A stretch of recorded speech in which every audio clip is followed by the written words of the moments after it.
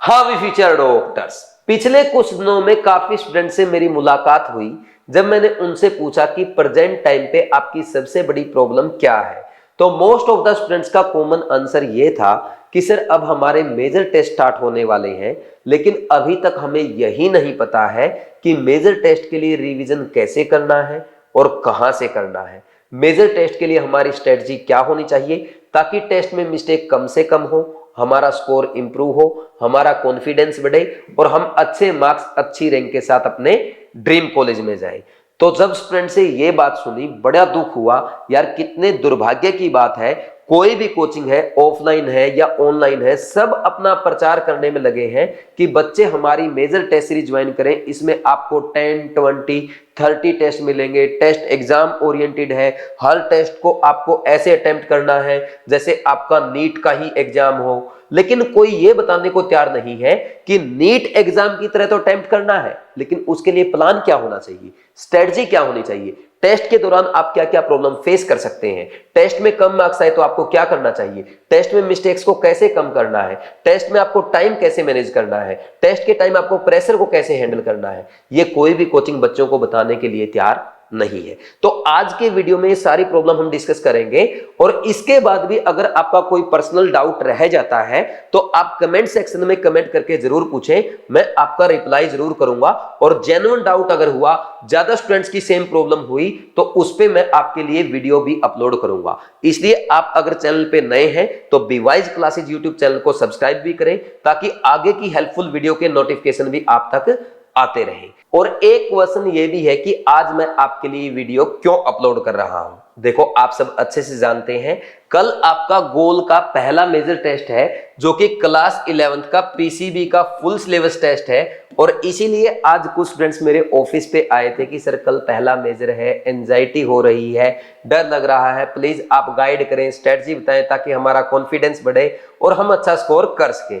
तो मेरे माइंड में एक पॉइंट ये आया कि जब ऑफलाइन स्टूडेंट्स परेशान है तो डेफिनेटली ऑनलाइन स्टूडेंट्स को भी ये परेशानी हो रही होगी। तो मैंने एक प्लान किया कि एक कॉमन वीडियो सबके लिए अपलोड करूंगा जिससे सभी स्टूडेंट्स की हेल्प होगी, इसलिए ये वीडियो आपके लिए बनाया है। और आज के वीडियो में मैं आपको ओनली पहले मेजर टेस्ट के लिए गाइड नहीं करूंगा, बल्कि हम 14 मेजर टेस्ट का एक अच्छा प्लान बनाएंगे जिसको फॉलो करते हुए आपका कॉन्फिडेंस बढ़ेगा, आपके मार्क्स बढ़ेंगे और डेफिनेटली आप नीट 2024 में अच्छा मार्क्स और अच्छी रैंक के साथ अपने ड्रीम कॉलेज में जाएंगे।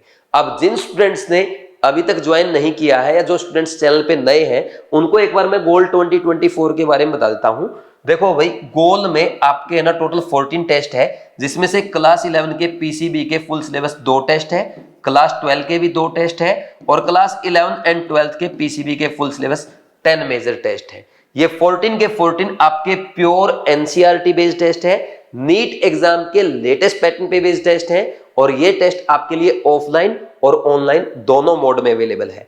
जो स्टूडेंट्स ऑफलाइन ज्वाइन करना चाहते हैं आप बीवाइज क्लासेस जवाहर नगर विजिट करके ऑफलाइन ज्वाइन कर सकते हैं। आपके लिए कल भी ऑफिस खुला रहेगा।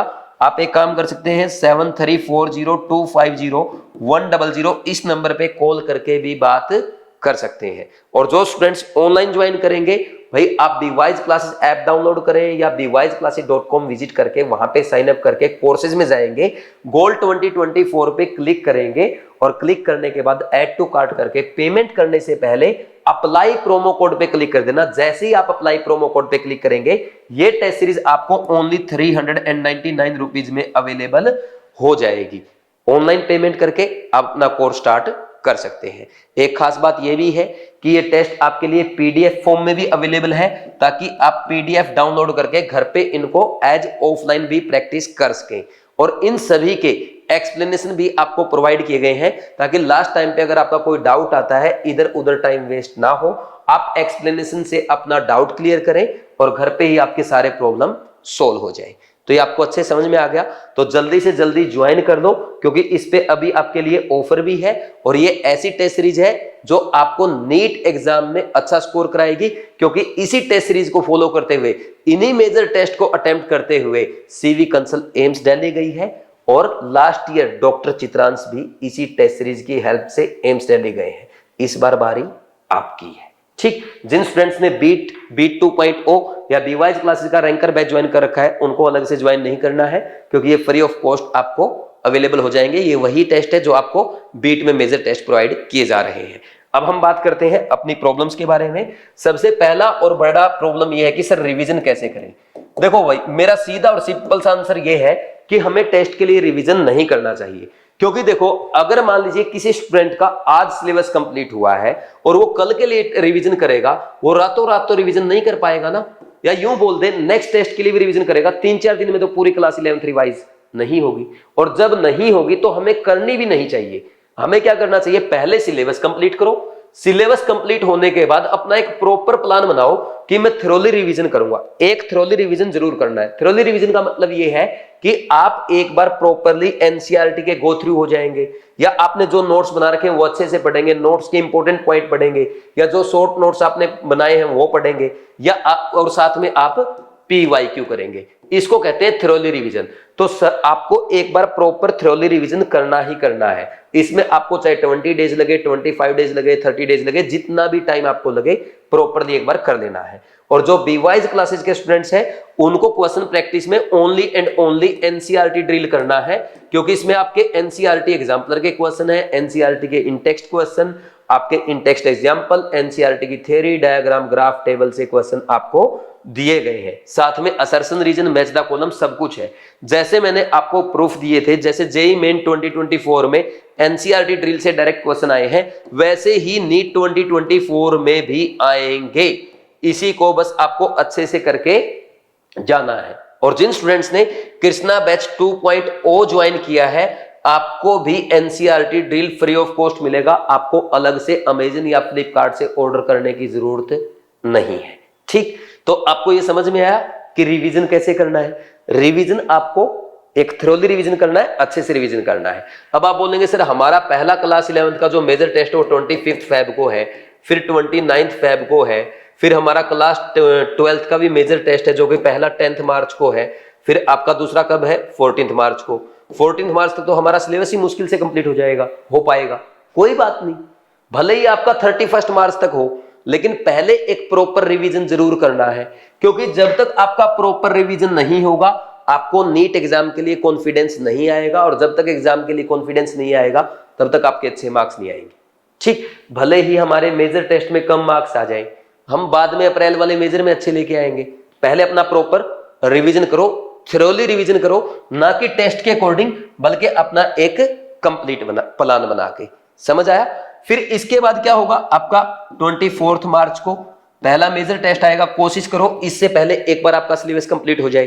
जिसका 21 मार्च को नहीं हो रहा, 31 मार्च को आपका सेकंड मेजर है, तो 31 मार्च से पहले तो एक बार पूरा सिलेबस अच्छे से जरूर कंप्लीट कर लो, ताकि 31 मार्च वाला जो टेस्ट आप दें वो ऐसे अटेम्प्ट कर पाए जैसे आप नीट एग्जाम अटेम्प्ट कर रहे हैं। अब नीट एग्जाम कैसे अटेम्प्ट करना है उसका प्लान डिस्कस कर लेते हैं।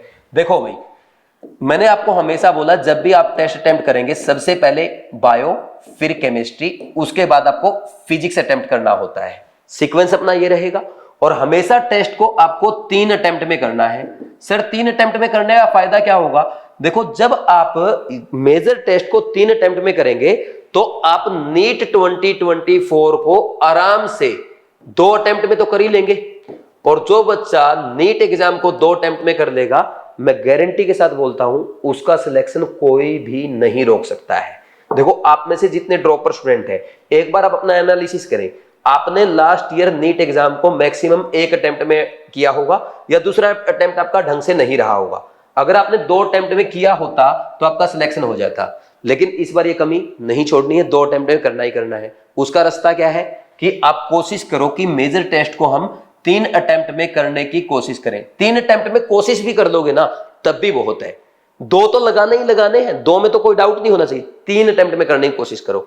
कैसे? देखो, पहले अटेम्प्ट में आपको ओनली वो क्वेश्चन करने हैं जो आपको 101% श्योर आते हैं, जिसमें आपको कोई भी डाउट नहीं है, देखते ही सोल्व हो जाए। जैसे कुछ इनऑर्गेनिक के क्वेश्चन होते हैं, ऑर्गेनिक के क्वेश्चन है, फिजिक्स के थियोरेटिकल क्वेश्चन है, या आपके बॉटनी और जूलॉजी के क्वेश्चन है। होता ना भाई, आपसे पूछ लिया हैलोजन्स में सबसे ज्यादा इलेक्ट्रॉन एफिनिटी किसकी है, हर बच्चे को पता है क्लोरीन की है, 5 सेकंड में आंसर आ गया। तो ये आपके पहले अटेम्प्ट का क्वेश्चन है। ठीक, तो ऐसे क्वेश्चन आपको पहले अटेम्प्ट में करने हैं, यानी जिन क्वेश्चन में आपको 30 सेकंड से कम टाइम लगे वो आपके पहले अटेम्प्ट के क्वेश्चन हो गए। फिर इसके बाद सेकंड अटेम्प्ट में वो क्वेश्चन करने हैं जो आपको आते तो हैं लेकिन आपको फॉर्मूला अप्लाई करना पड़ सकता है, या रिएक्शन लिख के देखनी पड़ सकती है, या ग्राफ वगैरह बना के देखना पड़ सकता है। तो इन क्वेश्चन को आप सेकंड अटेम्प्ट में करेंगे। सेकंड अटेम्प्ट वाले क्वेश्चन आपसे 50 सेकंड से कम टाइम में हो जाने चाहिए। अब इसका मतलब ये नहीं है कि आपको जो क्वेश्चन आता है उसको सेकंड अटेम्प्ट में करना ही करना है। कुछ क्वेश्चंस लेंथी होते हैं, जैसे सॉल्यूशन में टफ कैलकुलेशन आती है, कई बार इलेक्ट्रोकेमिस्ट्री में भी टफ कैलकुलेशन आ जाती है। आपको क्वेश्चन आता है लेकिन आपको पता कि कैलकुलेशन लेंथी है, ऐसे ही फिजिक्स में भी लेंथी कैलकुलेशन आती है, तो उनको सेकंड अटेम्प्ट में ना करें, उनको किसमें करेंगे?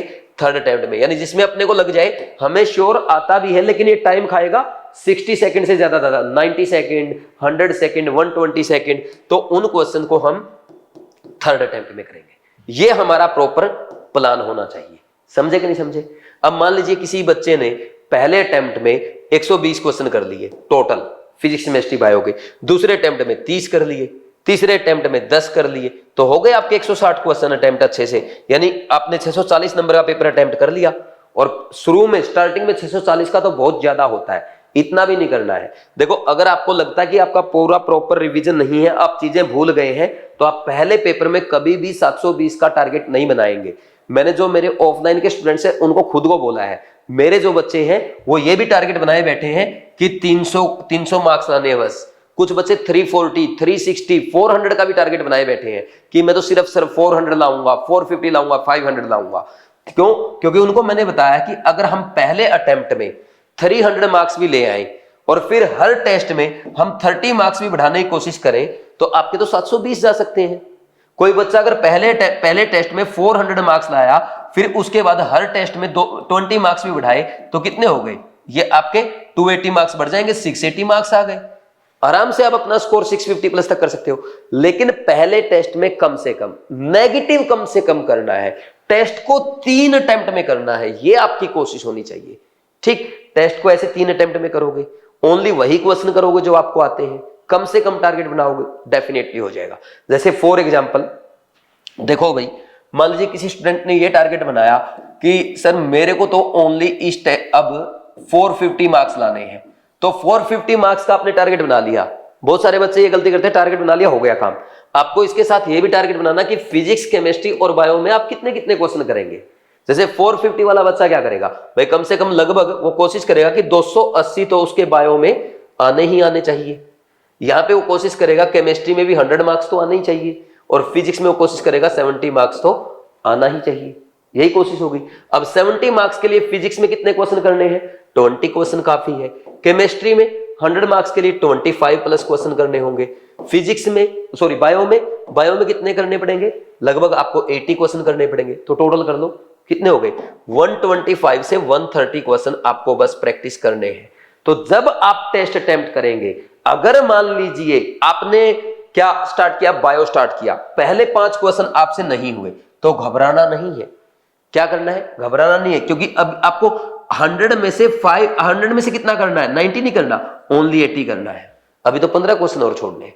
ऐसे ही मान लीजिए किसी बच्चे ने फिजिक्स स्टार्ट किया या केमिस्ट्री स्टार्ट किया, और केमिस्ट्री में देखते ही आपसे पहले 10 क्वेश्चन नहीं हुए, कोई बात नहीं, सर ने मेरे को टारगेट दिया था कि 50 में से सिर्फ 25 करने हैं, तो अभी तो मैं कितने और छोड़ूंगा? 15 और छोड़ूंगा। आपके साथ होता क्या है कि 4 क्वेश्चन नहीं हुए, आप घबरा जाते हो, आप पैनिक हो जाते हो, एंजाइटी होने लगती है, पसीना छूटने लगता है, पढ़ा हुआ भी भूलने लगते हो। क्यों? क्योंकि आप 180 आउट ऑफ 180 का टारगेट लेके जाते हो। अरे पहले दिन टारगेट छोटा बनाओ। किसी बच्चे को लगता नहीं इतने भी नहीं कर सकता मैं सर, आप सिर्फ 100 क्वेश्चन का टारगेट बनाओ 200 में से। टारगेट पहले छोटा, फिर धीरे धीरे बड़ा चलेंगे, क्योंकि अगर पहले टेस्ट में आप ज्यादा मिस्टेक करेंगे, वही आदत आपके आगे के टेस्ट में बनी रहेगी। पहले टेस्ट में 100 क्वेश्चन किए, फिर 105, 110, फिर 120, 125, 130, हर टेस्ट में 5-5 क्वेश्चन भी बढ़ाएंगे ना, लास्ट टेस्ट में आप 170 क्वेश्चन अटेम्प्ट कर पाएंगे, 680 मार्क्स का पेपर अटेम्प्ट कर पाएंगे, जो कि बहुत होता है। समझे कि नहीं समझे? तो ये स्ट्रेटजी आपकी होनी चाहिए। इस प्लान के अकॉर्डिंग अगर आप चलेंगे तो आराम से आपका स्कोर इंप्रूव होगा। ठीक, तो इसलिए मैं बोल रहा हूं पहले टारगेट बनाओ, ठीक, और पेपर को 3 अटेम्प्ट में लगाओ। फिर इसके बाद ओएमआर कैसे भरनी होती है? आपने पहला अटेम्प्ट किया, टेस्ट का पहला अटेम्प्ट किया बायो की ओएमआर भर दो। फिर आपने केमिस्ट्री का पहला अटेम्प्ट, केमिस्ट्री की ओएमआर, फिर फिजिक्स का पहला अटेम्प्ट हुआ, मान लीजिए 20 ही क्वेश्चन किए, 20 क्वेश्चन की ओएमआर। इससे क्या फायदा होगा, एक तो है ना हर बार आपको ब्रेक मिल जाएगा पेपर के बीच में, दूसरा भाई जब हमें ब्रेक मिलता है तो हमारा माइंड रिफ्रेश हो जाता है, जिससे क्या होगा बायो से जब आप केमिस्ट्री में ब्रेन को शिफ्ट करेंगे तो उसको दिक्कत नहीं आएगी। और कई बार ऐसा होता है ना कुछ क्वेश्चंस अटक जाते हैं, भाई घूम रहा है दिमाग में, है ना, लेकिन ये नहीं याद आ रहा कि क्या करना। ये भी याद आ रहा कि केमिस्ट्री ये एनसीईआरटी में राइट साइड में नीचे लिखा हो, राइट वाले पेज पे नीचे लिखा है, लेकिन ये याद नहीं आ रहा कि वहां पे एग्जैक्टली वर्ड क्या था या एग्जैक्टली पॉइंट क्या था।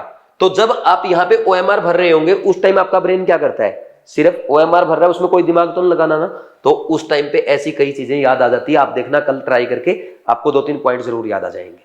ठीक, फिर इसके बाद ये पूरा ओएमआर भरने का हो गया, फिर सेकंड और थर्ड अटेम्प्ट की आपको ओएमआर साथ की साथ करनी है। ठीक, फिर सबसे लास्ट में आएगा जैसे ही आपका टेस्ट कंप्लीट हो जाए घर जाएंगे, घर जाने के बाद अपनी मिस्टेक का एनालिसिस करो, क्या क्या मिस्टेक हुई, क्यों हुई, बस वो देख लो। फिर उसके बाद आप रेगुलर जितनी मिस्टेक हुई है डेली 5 से 10 मिस्टेक, अपनी एक मिस्टेक कॉपी बनाओ और उसमें लिखो। ठीक, अपनी मिस्टेक नोट करते जाओ कि ये मिस्टेक मेरे से हुई है, चाहे फॉर्मूला मिस्टेक है, चाहे कैलकुलेशन मिस्टेक है, चाहे आपकी कोई डायग्राम ग्राफ टेबल जिसमें भी जो मिस्टेक हुई है वो लिख दो शॉर्ट में। ठीक, फिर इसको ना नेक्स्ट टेस्ट से पहले रिवाइज करके जाना है, इतना सा काम करना है। और इस पे ऑलरेडी मैं आपके लिए 3 वीडियो अपलोड कर चुका हूं। बेस्ट 3 एग्जाम स्ट्रेटजी बताई, बेस्ट 4 ओएमआर फिलअप करने के पूरा डिटेल बताया, बेस्ट 5 मिस्टेक्स पे पूरी डिटेल वीडियो बनाई, फिर उसके बाद बेस्ट ऑफ बेस्ट भी बनाई थी जिसमें मैंने आपको बताया था डर लगे क्या करना है, ये सारी बातें उसमें डिटेल में बताई थी।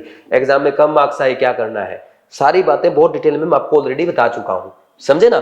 फिर इसके बाद क्या है, अच्छा एक काम करना, मैं देखता हूं बच्चे क्या करते हैं टेस्ट में जब आते हैं भागे भागे आते हैं कि भाई जाके बस टेस्ट कर लूंगा। भाई 10-15 मिनट 20 मिनट आधा घंटा पहले पहुंच जाओ और वहां बैठ के अपनी ओएमआर में रोल नंबर वगैरह भर के शांति से बैठ जाओ, लॉन्ग ब्रीदिंग प्रैक्टिस करो, लॉन्ग ब्रीदिंग प्रैक्टिस करो, इससे आप में पेशेंस डेवलप होगा। जो चीजें आप भूल जाते हैं वो भी आपको याद आने लग जाएंगी। और यही पेपर में करना है, ओएमआर भरते टाइम लॉन्ग ब्रीदिंग प्रैक्टिस कर लो। ठीक, ये कभी नहीं करना कि बिल्कुल लास्ट टाइम पे आ रहे हैं, क्योंकि आपकी आदत खराब हो जाएगी। देखो नीट एग्जाम में क्या होगा, आपको ना 12:30 बजे आप बैठा देंगे, आपको 2 बजे आपका टेस्ट स्टार्ट होगा, 2 बजे तक 1.5 घंटा 90 मिनट, ऐसा लगता है बहुत लंबा टाइम पीरियड है। और बहुत सारी बातें याद आती है, यार मैं सोल्ट एनालिसिस रिवाइज करके नहीं आया, यार मेरा तो ऑर्गेनिक अच्छे से नहीं हुआ, यार मैं तो इकोलॉजी अच्छे से नहीं पढ़ के आया, यार रिड्यूस लेवल से पेपर आ गया। तो बहुत सारे डाउट माइंड में आते हैं और मोस्ट ऑफ द स्टूडेंट्स तो इसीलिए फेल हो जाते हैं क्योंकि यहाँ पे जो माहौल बनता है ना वो उसको झेल नहीं पाते, वो पेशेंस लूज कर जाते हैं और पेपर में पैनिक हो जाते हैं, फेल हो जाते हैं। तो अभी से प्रैक्टिस कर लो, मेजर टेस्ट होगा, ऑफलाइन करें या ऑनलाइन करें, आप 2 बजे की बजाय 1 बजे, 1:15 बजे, 1:30 बजे बैठ जाए, कम से कम आधा घंटा पहले तो बैठेंगे ना, ये प्रैक्टिस आपकी होगी, कोई दिक्कत नहीं आएगी। तो देखो मैंने शॉर्ट में आपको सारी बातें बताने की कोशिश की है, फिर भी अगर आपका कोई डाउट है बेस्ट 3, बेस्ट 4, बेस्ट 5 और बेस्ट ऑफ बेस्ट ये वीडियो आप जरूर देखें। और अगर आपका कोई पर्सनल डाउट है इस वीडियो के कमेंट सेक्शन में कमेंट करके बताएं ताकि मैं आपको अच्छे से गाइड कर सकूं और भी हेल्पफुल वीडियो आपके लिए अपलोड कर सकूं। Thanks, all the best.